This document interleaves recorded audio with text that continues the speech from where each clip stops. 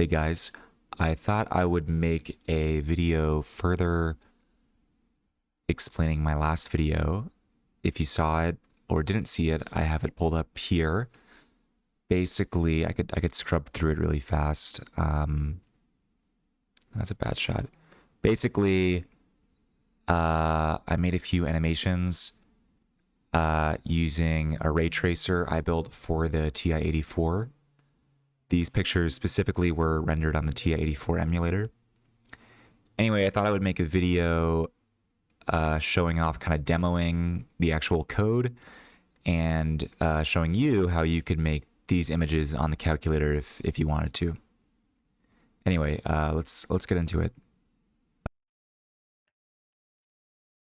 Okay, so for the rest of the video, I'm going to be switching between two screens. This screen has my emulator.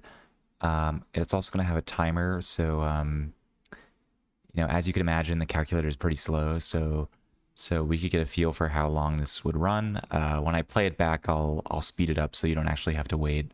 Also, just a note, I'm using an emulation speed of 500%, so if this renders in 1 minute, on a real calculator, it would render in 5 minutes.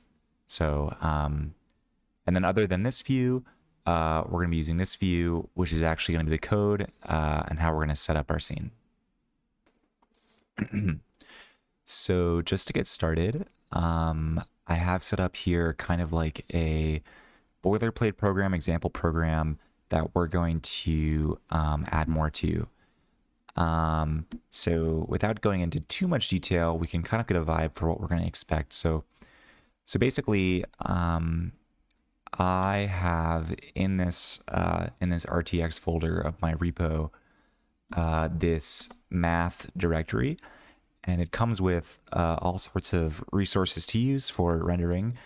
The most basic and important ones, or the ones that are really used everywhere, are going to be in material.h and scene.h and geom.h. So these kind of make up the backbone of the project, and also ray.h and a vector, of course.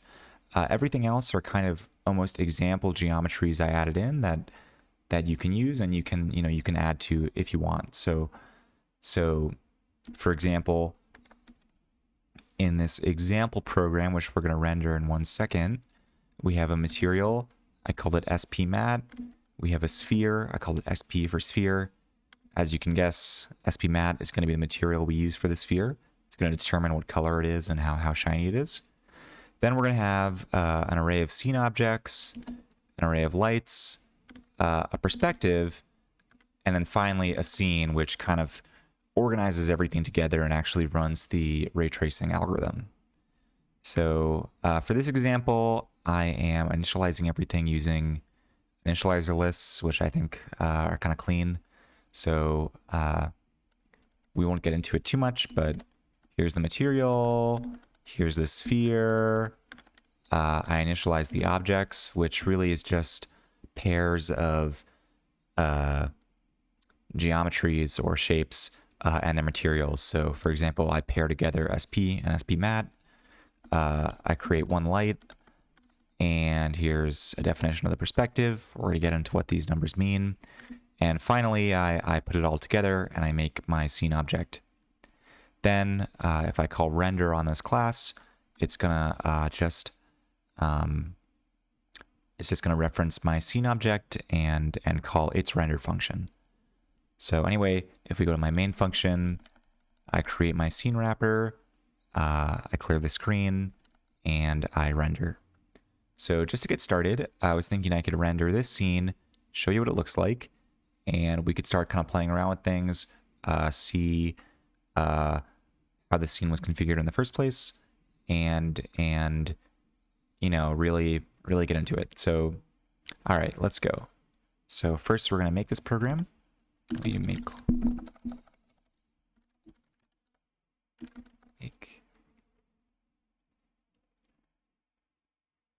okay.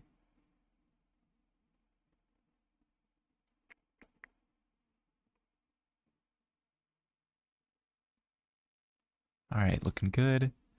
And now let's go over here. So here is, what did I do wrong here? And where's Ben? Here we go. So we're going to transfer it to our calculator.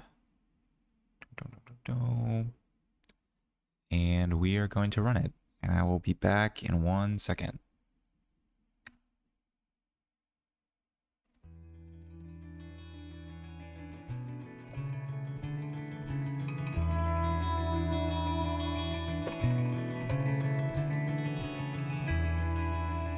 Okay, so here's our first image. It's a blue sphere. We can see there's a light.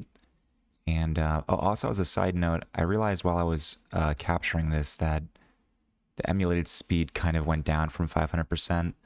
I realized on my computer I'm kind of running a lot with this screen recording software. So if you look at the emulated speed while it's rendering, you can kind of get a feel for how long this might take in real life. So if it's 300%, again, you'd multiply by 3. Anyway, so we got 1 minute and 28 seconds. That's pretty slow, but trust me, it's gonna get a lot slower. So okay, let's try playing around with some other things. Okay, so if we remember the picture we just looked at, it was kind of like a floating blue sphere, kind of like a planet almost. I thought it would be cool for our first modification to take this planetary looking object and make it more look like a ball on Earth. So to do that, what we're going to do is we're going to add a plane, which is going to represent the ground of our scene. So before we actually go into the specifics of adding the plane, I thought it would be cool just to make a note on the coordinate system and how we view things. So first of all, we're working in a 3D space, so there's an X, Y, and Z axis.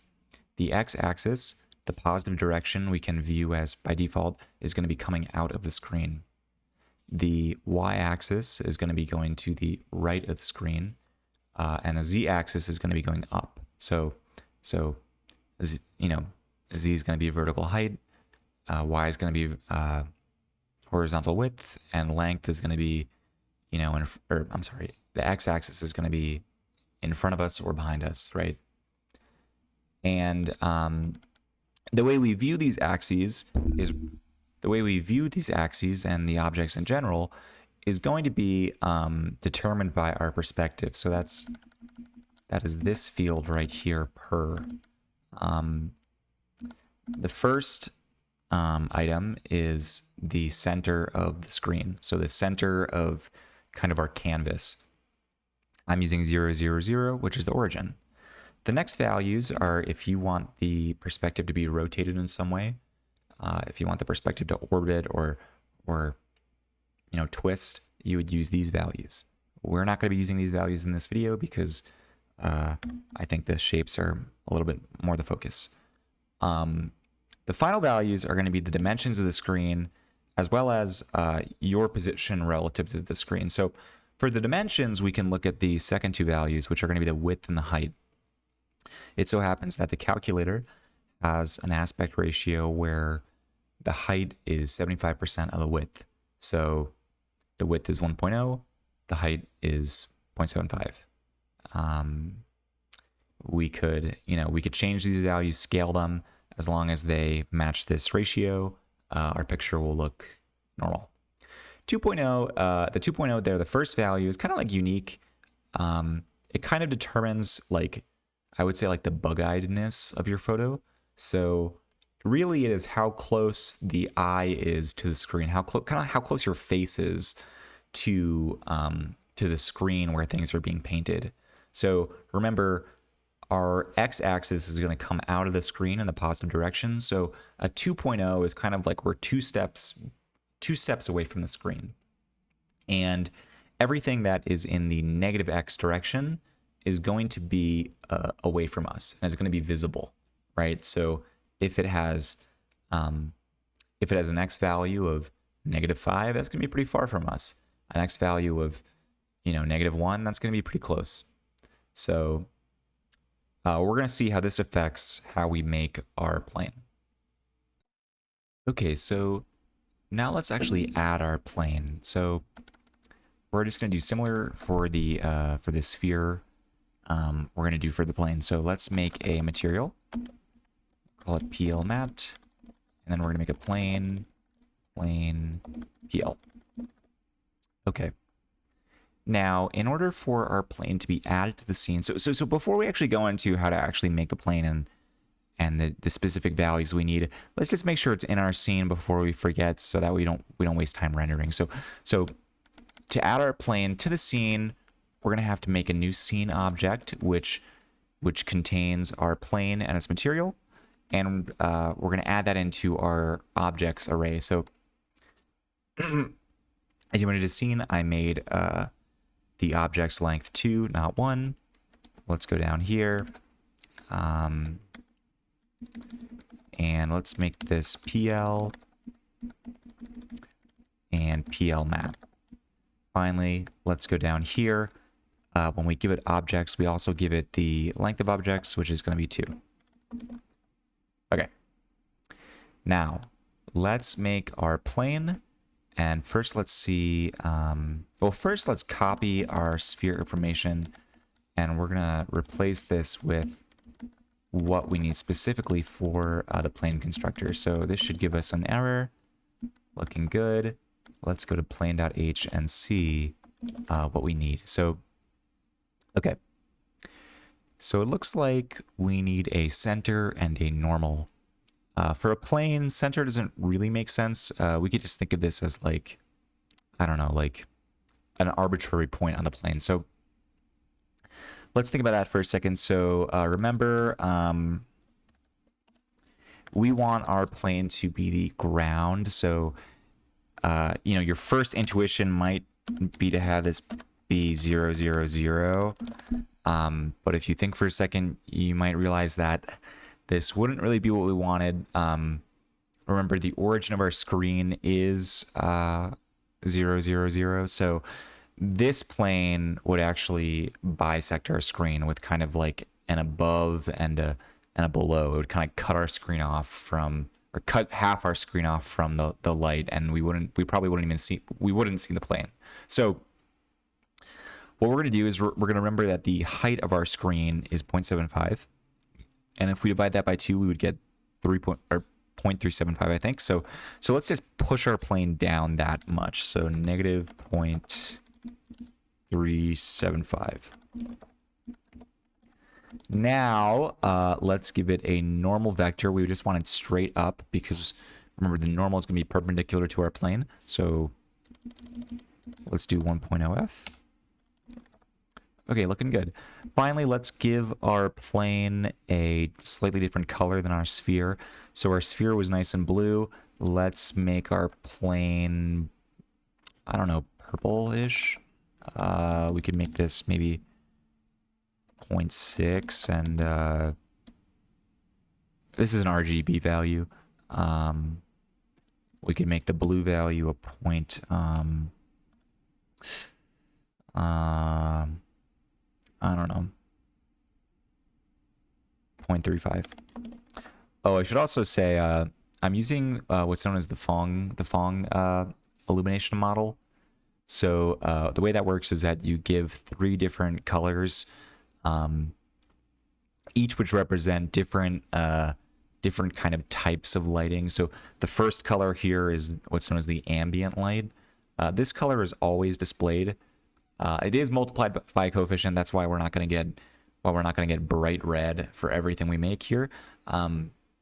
But this is kind of like if you had no light on your object at all, what light it would emit. So even if it's in complete darkness, it'll show some color. The next is diffuse, which is really the main part. This is kind of the color you'll see as more light hits the object. So for example, in our sphere, it was blue. Finally, we have our specular. This is kind of the highlights. So, you know, if you're looking at like a metal object, it's nice and shiny. It's got those like white streaks. That's what this is. I use white almost every time here because I want the highlights to be white, but you could change it if you want, you know. Finally, there are a few more things we can add. This is the most basic. This is the most basic constructor we're going to use. The 5 is necessary here. This is, you can think of this as how shiny it is. So the higher this value is, the more shiny. So if we want our plane to be pretty shiny, let's, I don't know, let's make this a 9. So it should be a little bit shinier than our sphere. Nice. So, oh, also, before I started recording, I changed our sphere coordinates. So the radius was kind of big. Now that we kind of have a more complex scene, I want to make the radius a little bit smaller to make more space for other things. So I made it 0.25. And we want, remember, we're going to want our sphere to sit on the plane, not just float. So what we're going to do is we're going to take the height of the plane, which is negative 0.375, and we're going to add the radius. So this is, I should have said, this is the center of the sphere. Finally, I pushed it to the right a little bit with this 0.3f. That's just to make the picture look a little bit more interesting. So anyway, looking good. Let's go ahead and render this and see what we get. So let's build it.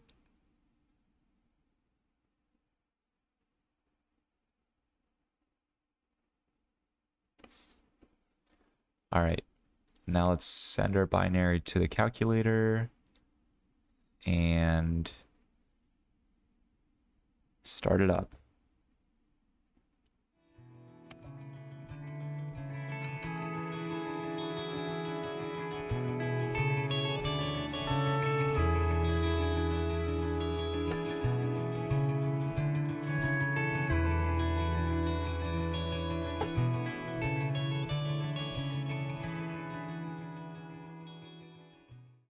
Okay, nice. So looks kind of how I would have expected. So we got our sphere here sitting on our plane. We got this kind of hard shadow here. I should note the plane, like I think I said that I wanted the plane to be shiny, so I kicked up the, what's known as like the alpha value. And it doesn't really look that shiny, really. We'll see, to make it look more shiny, we could make the value even higher, and we can make the colors less intense, and then we can also make it reflective. So that's kind of where the actual ray tracing comes into play, and probably what you're most interested in. So anyway, let's start adding a little bit more to our scene. Okay, so I was thinking, kind of to show off what this is capable of, I was thinking we could add a prism next to the sphere, and then a rectangular prism, kind of like a cube. And then what we could do is we could turn on reflections, turn on ray tracing, and we could see some cool reflections maybe with the ground plane. So first thing we're going to do is let's add our rectangular prism, and we could render. And then after that, we could turn on reflections and render again, and and that'll be it. So let's add our prism. So we have our sphere. We're gonna call this PR mat, PR. And again, we're gonna make objects a length of 3. Let's add in our prism. PR. Okay. All right. So now we got to initialize our. Did I do this right? Let's make sure. Oh, I got to make our length 3 also down here. Okay. So let's initialize our prism. Oh, it's not a sphere. It's gonna be a rect prism. Okay, and same thing here. We're just going to copy and paste. PR mat. PR.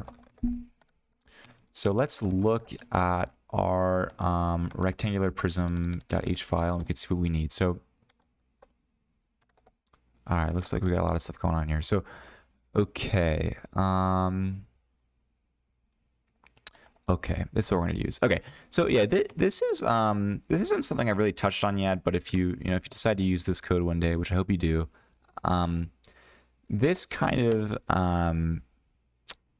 pattern is like a motif in this project where when you're making a geometry of some type, you're going to give it a length, width, and height, kind of like the volumetric dimensions, something to describe its size. And then afterwards, you give it kind of a rotational position. So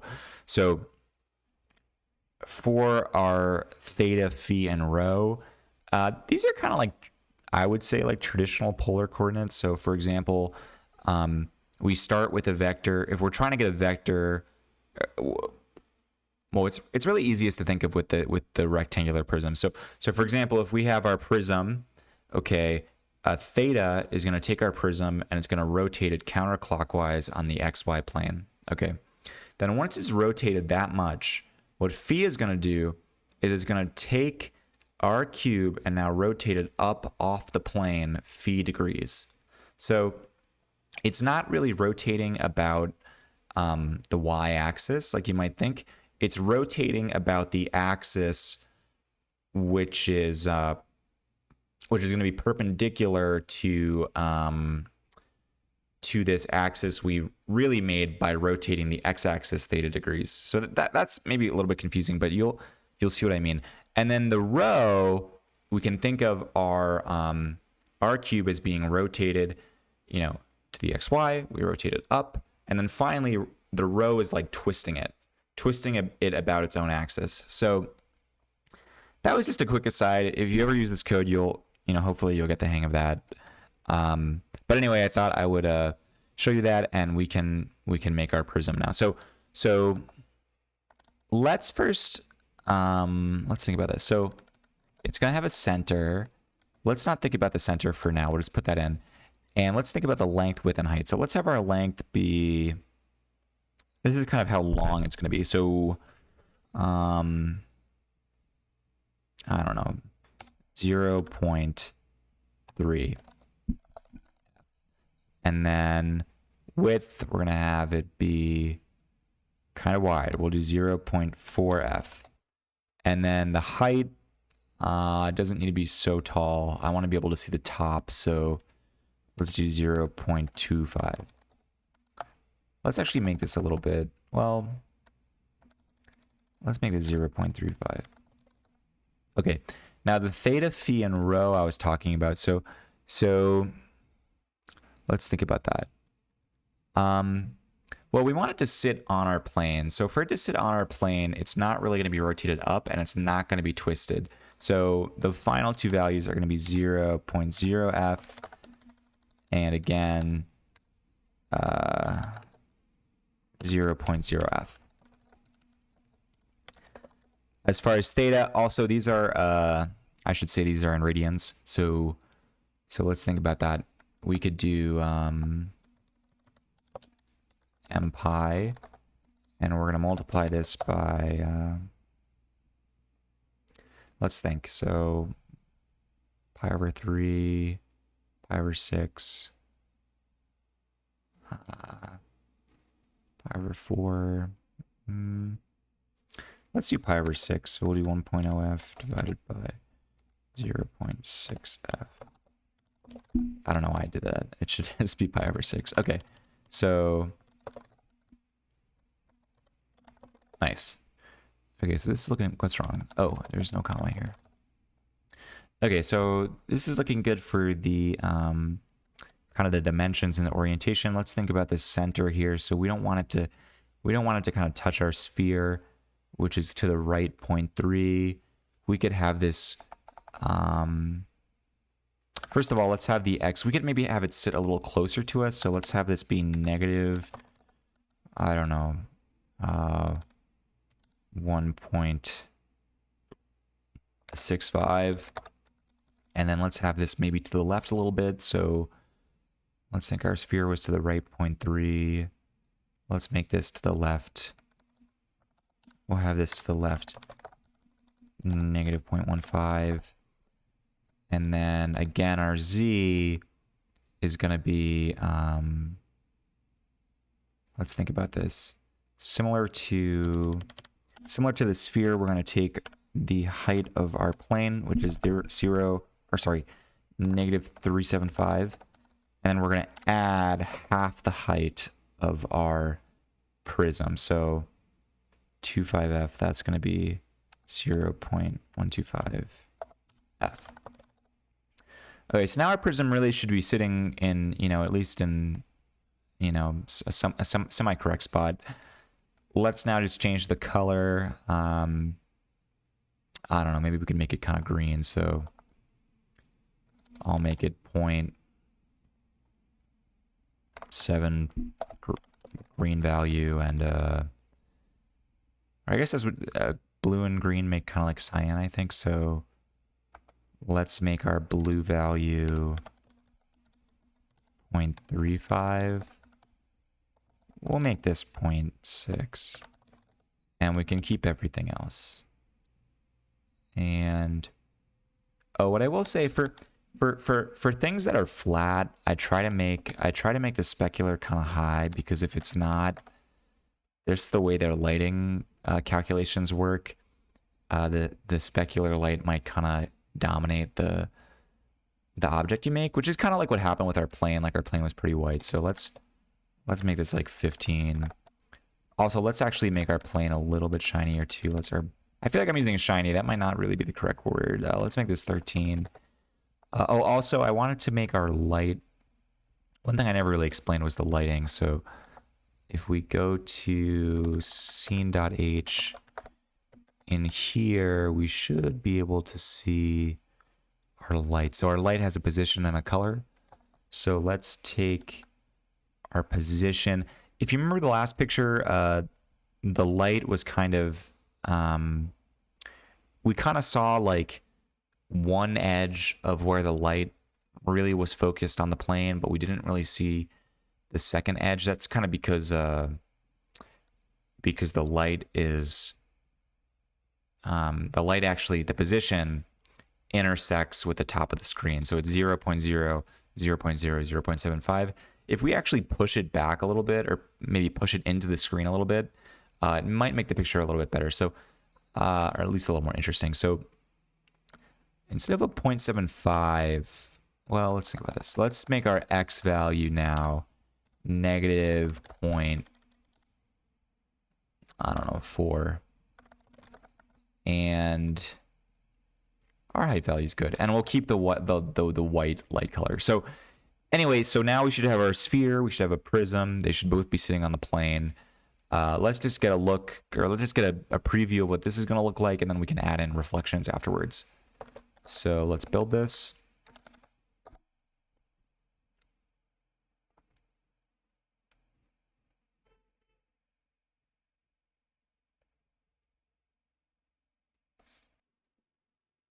Okay, now let's send this to our calculator and see how it does.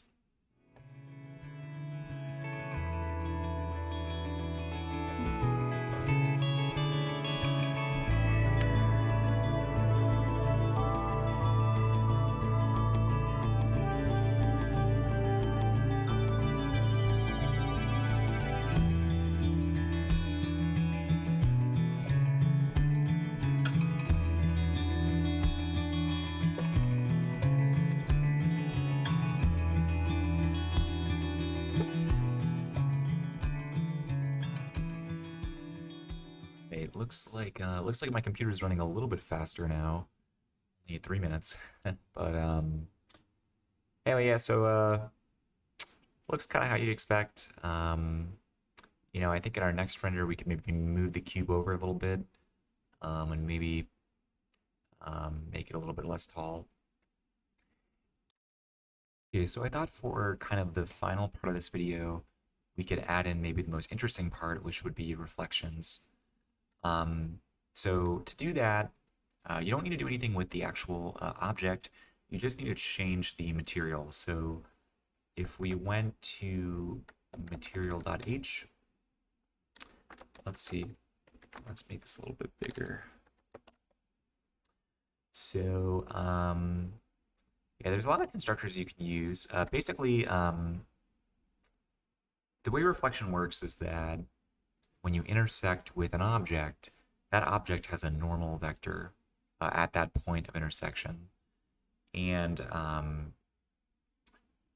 that vector is used to calculate how the ray from your eye should reflect on that surface. Okay, so basically what happens is we intersect with the surface, we reflect, and then we do this all again. So now we trace again this new ray, and if it hits an object, then we take the color from that object and add it to the color of our original object. So that's kind of the basic idea. So basically, you can have it reflect any color if you want. If you want your surface to only reflect red, for example, you could do that. You could think of like a red Christmas tree ornament or something. But we're just going to use this constructor where it reflects white light. It reflects really anything it gets. So I was thinking what we could do is we could turn our plane kind of into like a mirror or glass-like surface. So to do that, let's make it, we could leave it at 13, and we could make the reflective coefficient 7.5. So that's like how much reflection, how much of this secondary reflected color we're going to add to our original color. Now 0.75 is actually pretty high. I think if I left it as is right now, our plane would be almost all white, or it'd be extremely white, especially where reflections happen. So what we're going to do, let's see, we are going to scale down our specular light. So it'll still be a white specular highlight, but it just will not be as powerful. And then we're going to take our diffuse color and we're going to turn it down also. So let's make this like a 0.2 and a 0.1. So it's going to be really faint, really. Let's think, is that good enough? Oh, one thing I also wanted to do, just to make the picture look a little bit better, let's take our prism and let's move it to the left 0.25, not 0.2. And let's make it not as tall. Make it 0.15. And then this should be 0.075.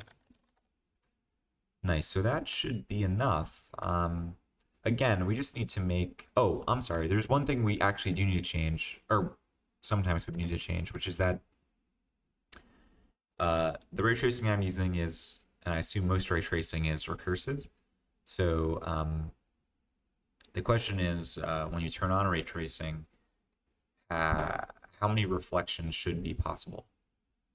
What I mean by that is if you think of a mirror facing another mirror, in the real world, the reflections would go on forever. It would look like you were in some sort of infinite hallway where a beam would reflect off one mirror and then the next, and then back to the original, and then back to the second one, and so on forever. Now, maybe if I had some supercomputer, I could simulate that better, but you know, we're using the TI-84, which is far from that. So this number here, render 1, tells you the recursion limit. So if you only have one reflective object, which we have here, 1 is basically like turning ray tracing on. It's all you need. Now, if you had 2 reflective objects and you want to see one reflection in another, in that case, you would want this to be higher, 2 or 3, for example. But for us right now, 1 is fine. Anyway, let's make our program, and we could send it to the calculator.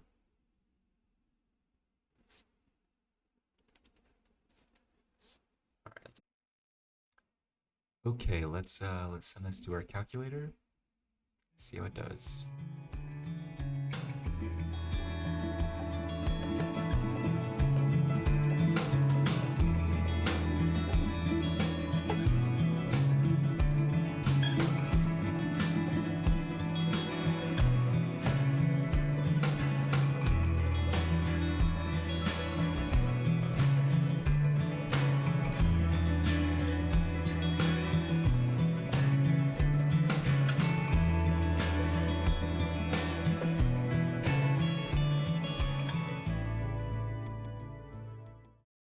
Yeah, so here it is, I guess. Yeah, I don't know if probably mirror wasn't maybe the right word to use for this. Like I feel like it's more kind of like a glass-like reflection. It's not quite as strong as maybe a mirror, but yeah, you kind of see what you'd expect, and it looks kind of cool. Um, if you really want it to be look better, sometimes I make the mirror almost, or the reflective plane almost all black and very high reflection, and then it really does look like a mirror. Um, you can see here like the effect of the ambient light because the plane has an ambient light and the sphere has an ambient light, and even though both of them aren't really hitting that much, getting that much light at this point, a lot of red is showing, which is, maybe undesirable. So maybe you might want to turn the ambient light factors down, which you can. Um, so yeah. Anyway, I guess for the end of this video, I wanted to just talk about if you wanted to maybe add your own shapes. Uh, we only use the rectangular prism, plane, and sphere in this video. There's also cylinder and cone. Those are like the real main ones. There's other types of planes like a disc and a rectangular plane, but they're really kind of just like normal planes, really.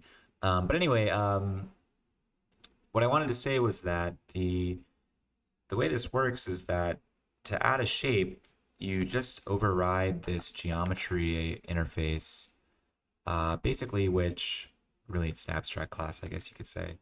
Really, which just needs to really implement this intersect method. So, if you have some funky shape, and you understand, the math behind, intersecting a line with that shape, you could add it here and it'll work totally fine as long as you can calculate the point of intersection and the normal vector at that intersection. Uh, it's fair game. So you know, um, reflections and everything that's just done by the ray tracing algorithm. It has nothing to do with the actual geometry of the shape. So yeah, that's probably it for this video. Thanks for watching. If you made it this far, I will link the code, and I'll probably also link the ray tracing like Wikipedia page I kind of based this off of. So yeah, all right, see you next time.